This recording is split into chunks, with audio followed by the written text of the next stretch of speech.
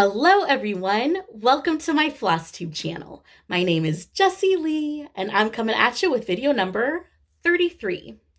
And it has been quite some time since I've made a Flosstube video.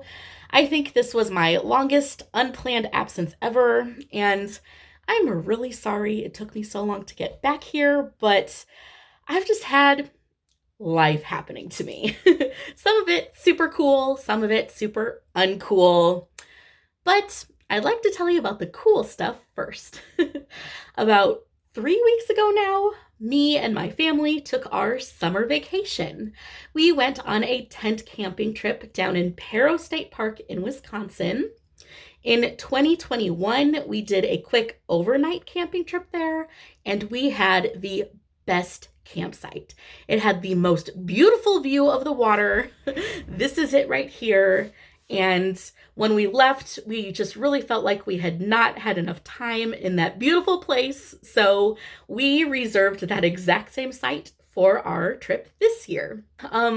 We actually invited my mother-in-law, Mary, to come along with us. She expressed how happy she was for us to be taking trips camping as a family, and she expressed interest in coming along sometime. So we invited her to come with us, and we got her own little tent and cot to sleep on and everything. And we just made some wonderful memories with her. She brought along some fishing rods and taught us all how to fish.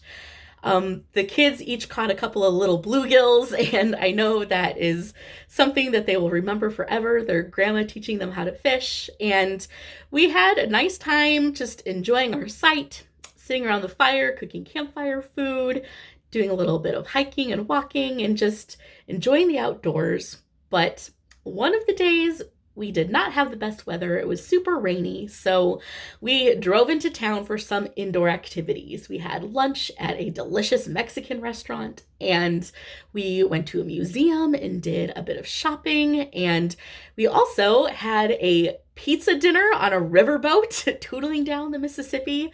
That was super fun. It was a great day, but somewhere in that day was when I contracted COVID.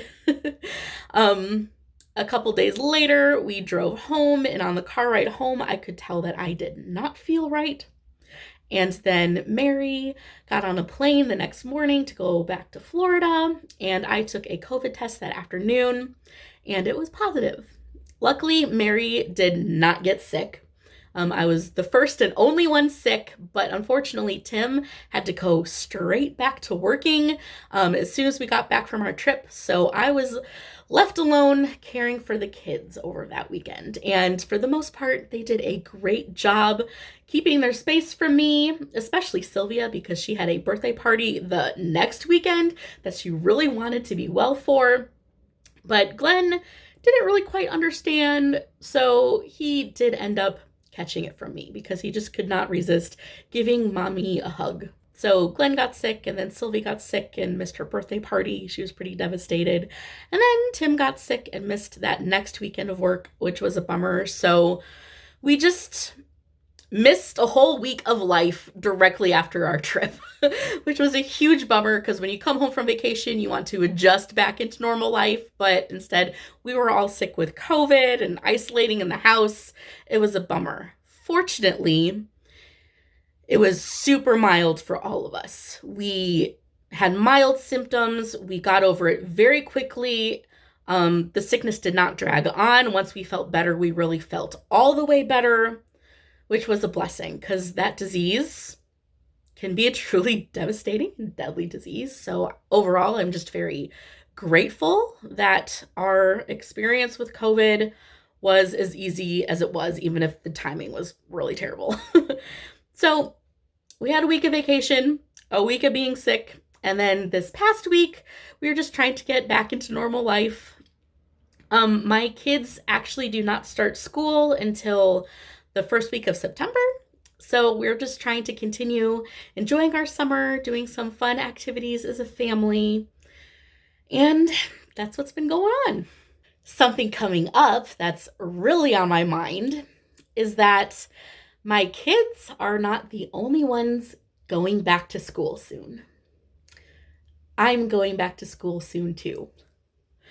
I have not been in school since 2007, and a lot has changed since then, so I am so nervous, but this is a really long time coming. I was sort of a gifted kid, and I just owned kindergarten through 12th grade, but I ended up dropping out of my junior year of college. And it was mostly due to family dysfunction, but it was also due to my getting cold feet about my major. I had always wanted to be a teacher, and then I just changed my mind and was just a confused young adult. And I was really ashamed of dropping out of college. And the humble jobs I worked afterwards were really toxic. And the dysfunction with my family only continued. It's still a thing today. My parents and I just never really learned how to jibe with each other as adults.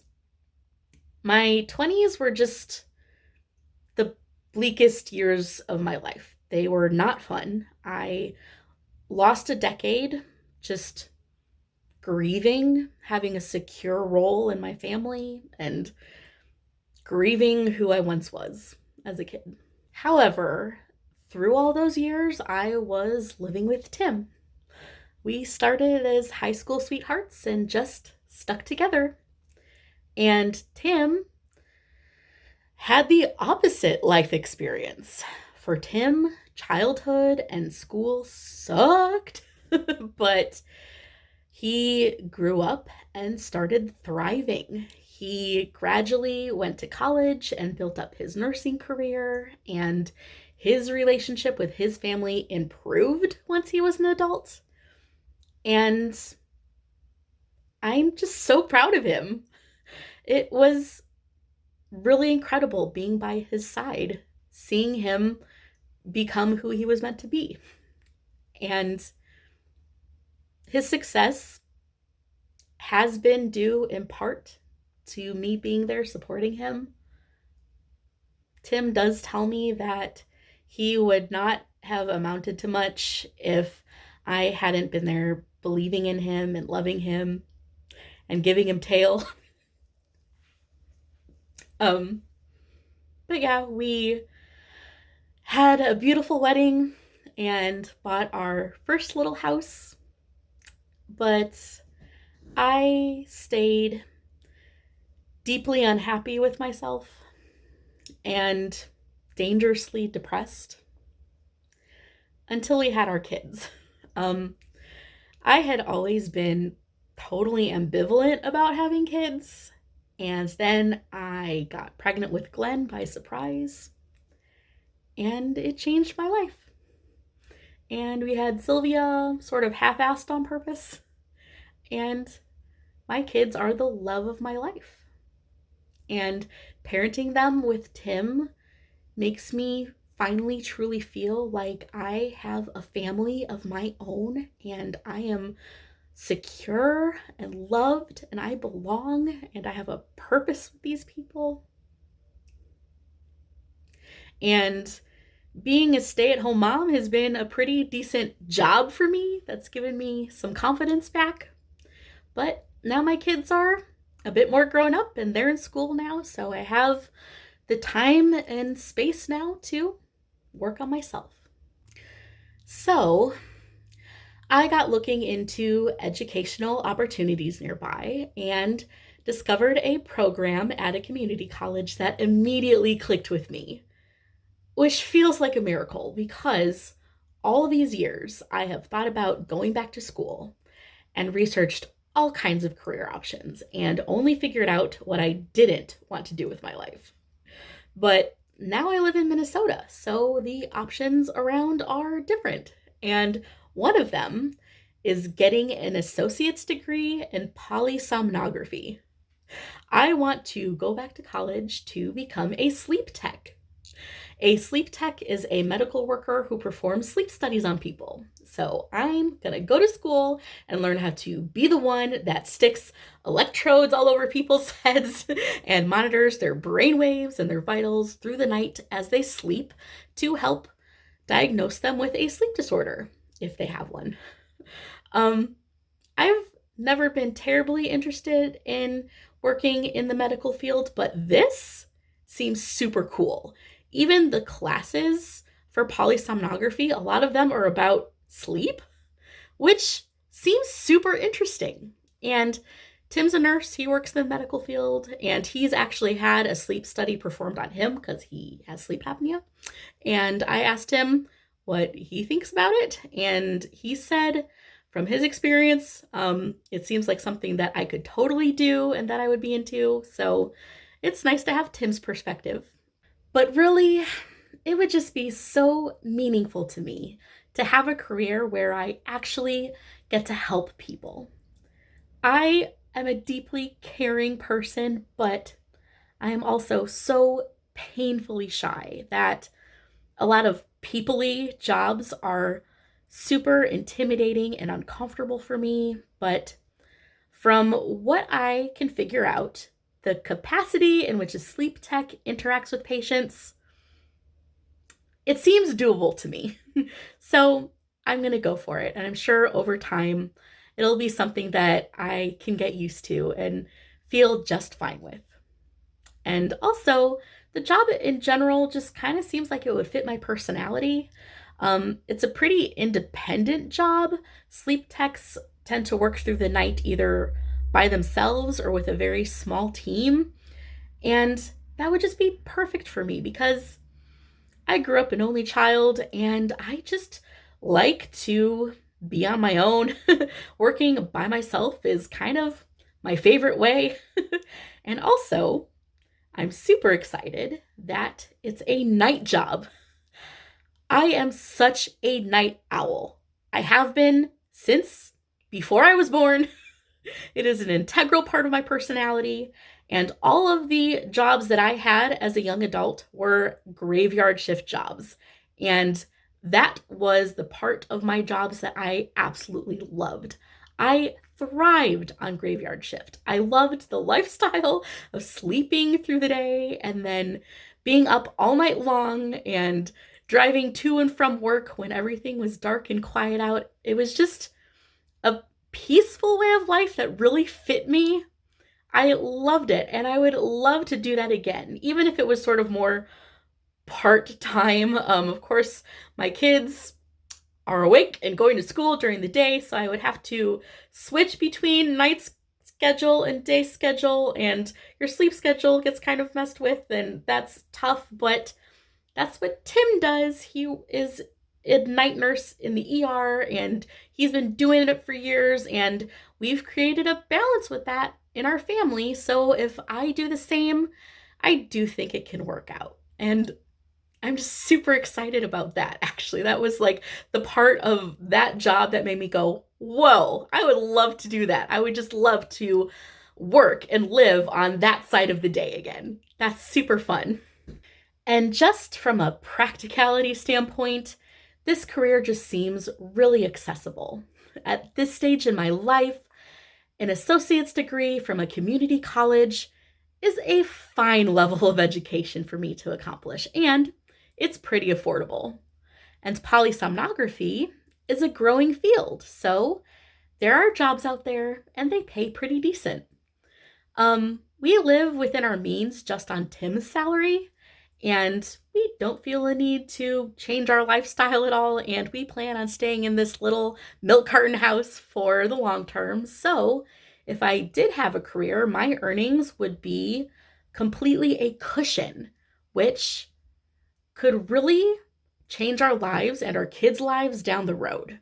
So this just seems like a good path to go down. I hope it works out, and I'm invested, I guess. I've gone through all the steps. I'm all registered for my classes. I've got my student loans and everything ready. I'm just waiting for the first day of school, and I'm nervous. I do feel kind of insecure going back to school, though.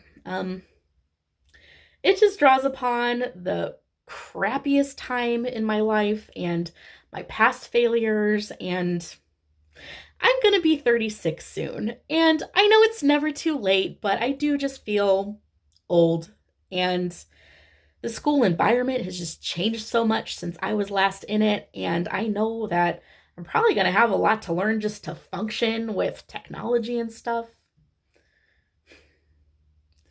School made me feel so smart when I was young, and I'm really worried I'm going to go back now and it's going to make me feel dumb. And that's an identity crisis I'd rather not have if I can help it, you know? And also, of course, I just truly don't know if this is the right path to find myself or whatever. You know, it's just something that seems like it could work, so I'm trying it out. So I'm kind of keeping this all a secret. I mean, obviously, I'm telling you guys on YouTube with these public videos, but nobody in my personal life really watches these videos. But if they do happen to see this, fine, you know. But otherwise, I've only told Tim, obviously, and my bestie Jessica, and my youngest sister-in-law Holly. And yeah, I'm just gonna try this out and see where it goes. And maybe someday, if it all works out, I'll be like, surprise, I have a career now. And if it doesn't go anywhere, you know, fine. I'm proud of myself for trying.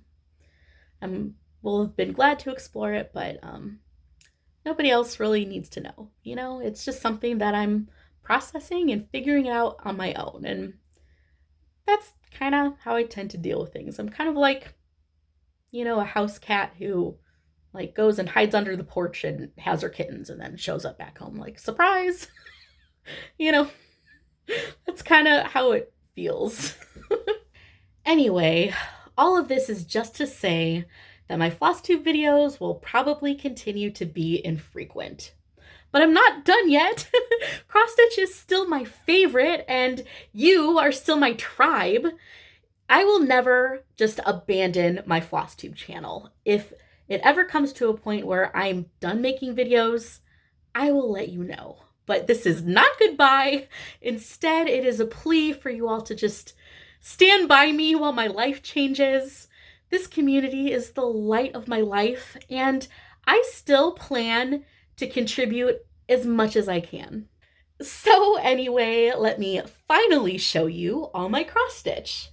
Unfortunately, the amount of stitching I've done is not proportional to the amount of time that's passed since I last made a Flosstube, but I do have a couple new things to show you, so hopefully that's kind of exciting. I got inspired to dye some cross stitch fabric. It was partly because I had a new start that I wanted to do and needed some fabric for, and also partly because my daughter Sylvia has been begging me all summer to do tie-dye. So instead of buying a tie-dye kit, I picked up a few colors of RIT dye to add to my collection in case I ever wanted to dye some fabric. So I played with my new RIT dye colors and dyed some 28 count Monaco. And I did this pretty gray piece. That's one side. Here's the other side. I don't know if you can tell that it's different. Yeah, there's a difference on camera. That's what's fun about dyeing fabric. You can kind of choose later which side you think is the prettiest, you know? Here is a yellow piece that I did. Very light mottled yellow. That side's a little brighter. And then this next one is my favorite. It has the most colors in it. I did this with fuchsia, purple, and gray. Here it is. Here's what I think is the pretty side. So then this is the other side. When I set the dye in the oven, all of these little white spots appeared, and I'm not sure why that happened. And at first I was kind of disappointed with that, but it's sort of grown on me. I can totally picture a fairy cross-stitched on this, and then these little white dots could be her little sparkly aura or something. So I'm pretty happy with how this one turned out. I think all of the colors in it are really pretty. And then I also dyed a piece of fabric blue for the new start that I'm going to show you next. I started stitching a pattern from this vintage Precious Moments cross stitch book. This book was sent to me by my stitchy friend Susan, who spoils me rotten. I've mentioned her so many times on this channel, but something I haven't told you all about Susan is that she's hilarious. She and I have been DMing each other on Instagram more and more, and I've learned that I can't read her messages while eating or drinking, or else I will spit food all over my phone. So thanks a lot, Susan. So I started stitching a pattern from Forever Friends, Precious Moments by Gloria and Pat. This book was printed in 1984, and I started on this Froggy pattern right here. It is so cute.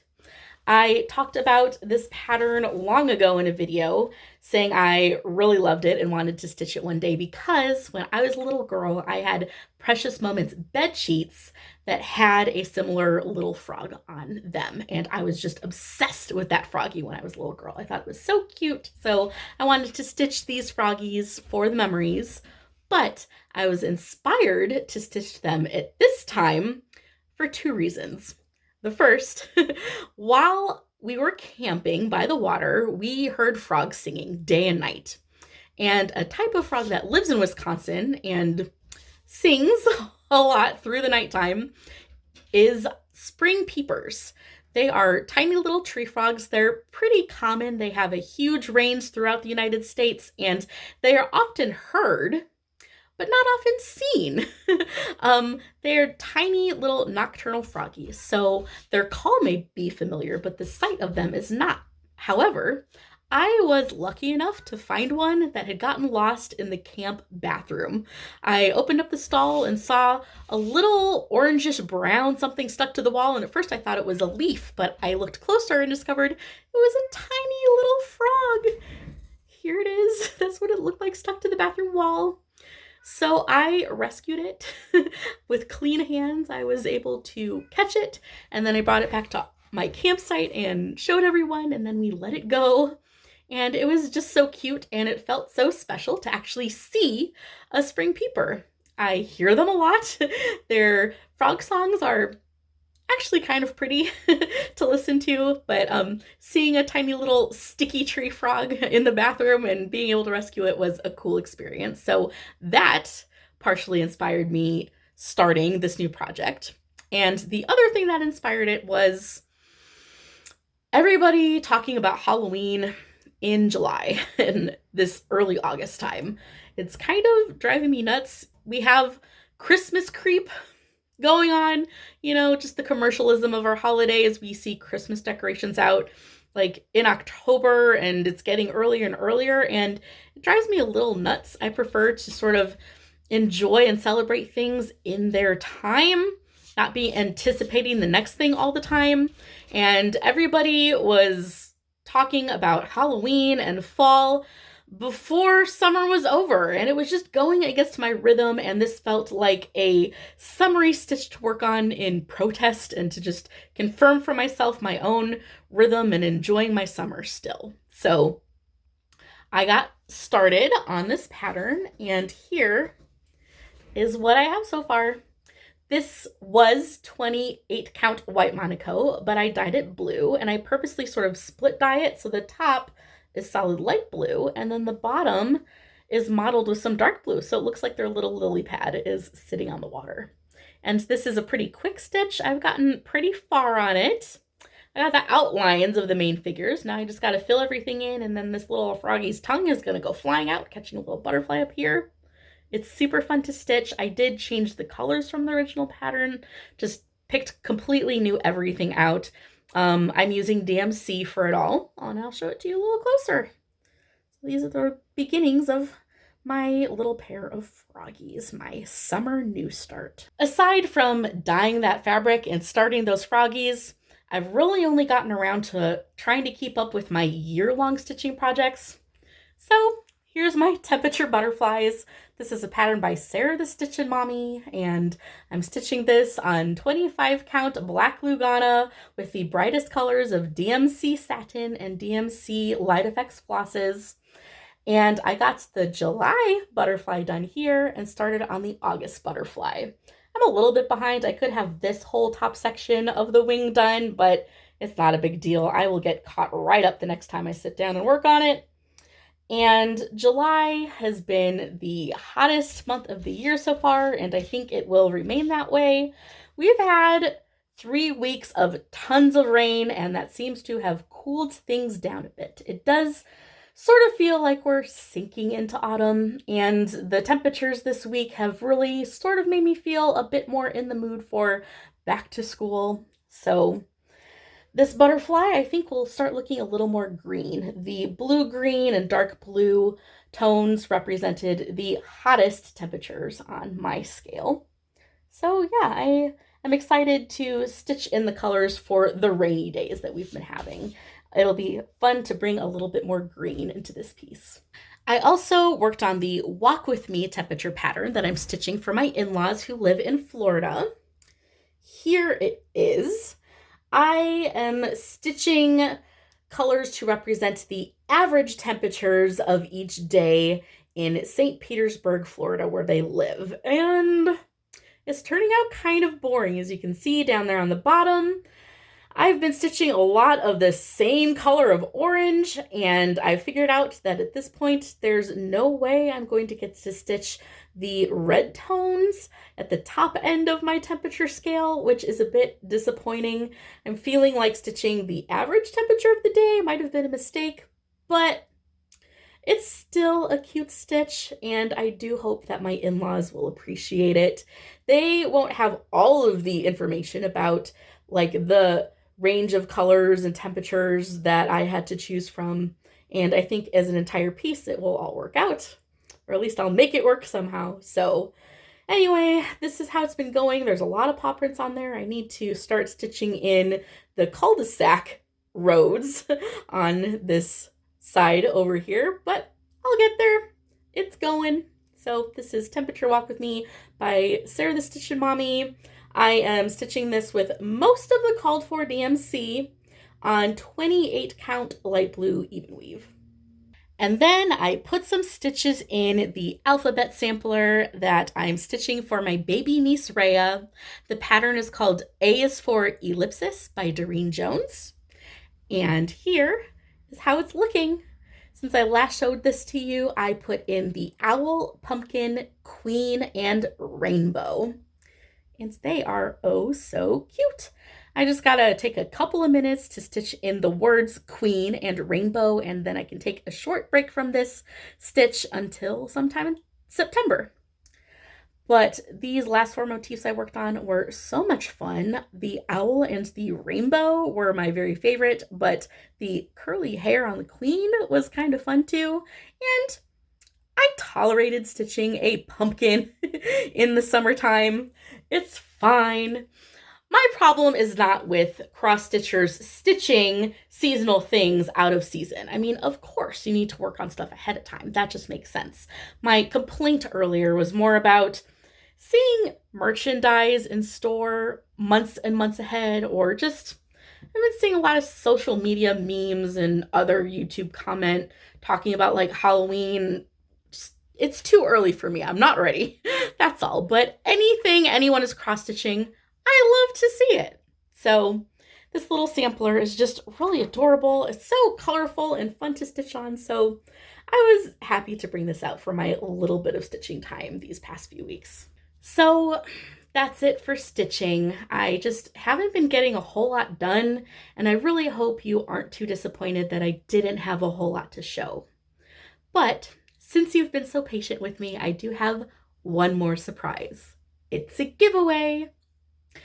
Here I've been griping about wanting to experience each season fully in its time. Yet, I'm bringing you some patterns for you to stitch for any season, whatever you want. It is this vintage leaflet from 1991, Leisure Arts Wreaths for All Seasons by Linda Gillum. these are the designs.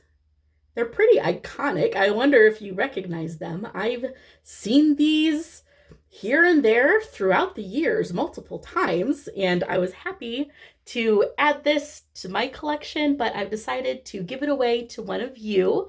I think these patterns are just for anybody and everybody. They're just so familiar and nostalgic and pretty. The details and colors are just really gorgeous, but these wreaths are not all that big, so they should be fun and quick to stitch. The spring one is 91 by 87 stitches high, and they're all similarly sized, so yeah, I hope this will be fun for someone out there. If you would like to enter the giveaway for this leaflet, please tell me your favorite season in the comments down below. And don't comment anything like free or giveaway or any of those trigger words that'll bring in any giveaway scalpers to ruin the fun, and be at least 18 so I may ask for your address if you win. You guys know the rules and how this works, but the one thing that will work a little bit differently is I want this giveaway to happen for you guys in a timely manner.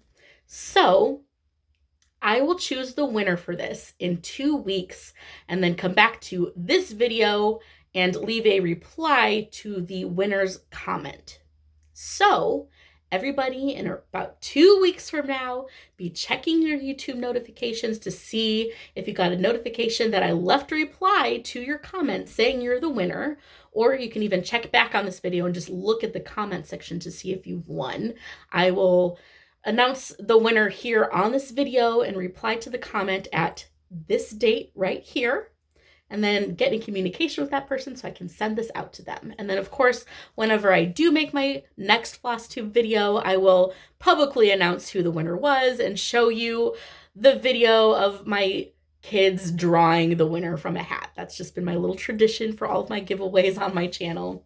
So yeah, this is for you guys. Thank you for being so patient with me while I've been gone with all of the craziness recently, and also just for being my stitchy friends. You all mean so much to me, and I just hope you continue to hang in there with me. A lot more is going to be happening in my life, I guess, so I just appreciate all of you, and I hope you enjoyed this video, and I will see you again soon. And before I go, I gotta tell you the motto of my grandma, who inspired me both in stitching and in life. God loves you, and I love you, and happy stitching.